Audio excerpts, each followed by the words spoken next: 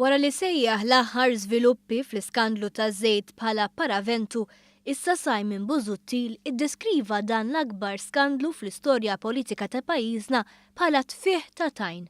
U għamel dan meta kien mistoqsi dwar l-attakk li għamel Lawrence Gonzi fuq il-whistleblower. M'għandix dubju li Joseph Muscat uża dan il-każ biex jitfa' Tajn lejn ħaddieħor għal raġunijiet politiċi. Nhar it-Tnejn Lawrence Gonzi akkuża l-whistleblower b'motivazzjoni politika. Mistoqsi dwar dan l-erba' filgħodu, Busuttil ħareġ b'argument identiku għalkemm żied il-frażi tfigħ ta' Tajn għal iktar minn darba. L-istess nies li tant gwadanjaw politikament minn dan it-tfigħ ta' Tajn. Simon Busuttil għażel li jinjora mistoqsija dwar jekk jemminx li ħadd mill-Gvern Nazzjonalista ma kien jaf b'dan l-iskandlu qabel kien żvelat mill-Malta Today.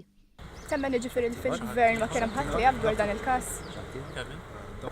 U ma rridx jikkummenta lanqas meta mistoqsi dwar George Farrugia. Dr. Busuttil temmen imma li George Farrugia qal il-verità kollha, infakrek li George Farrugia ngħata l-proklama mill-kabinet illi għalih kien hemm ministri assenti.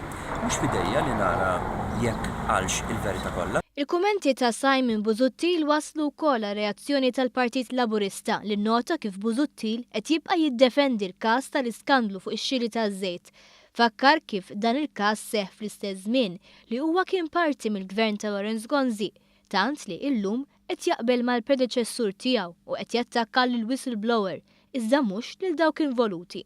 Il-Partit Laburista fakkar li fi żmien l-iskandlu il-poplu tabba blola kontijiet għalkemm il-Ministri kienu qed jieħdu €500 fil-ġimgħa żieda. Il-Partit Laburista temm jgħid li Busuttil ma jistax jibqa' jipprova jaħrab mir-responsabbiltà billi meta jiġi daru mal-ħajt jgħid li qed iwadbulu t-Tajn għax hemm toħroġ l-ipokrezija tiegħu.